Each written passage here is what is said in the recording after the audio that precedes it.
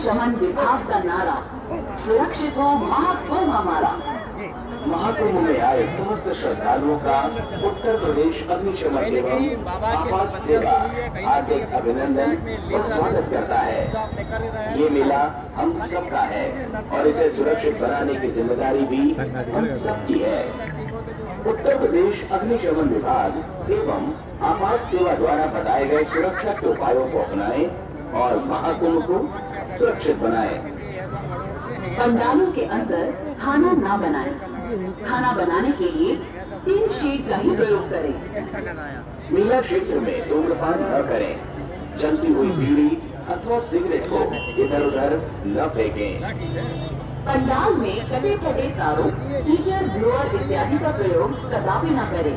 ये आगजनी का कारण बन सकता है। पंडालों में मिट्टी, बालू एवं पानी इत्यादि अवश्य रखें।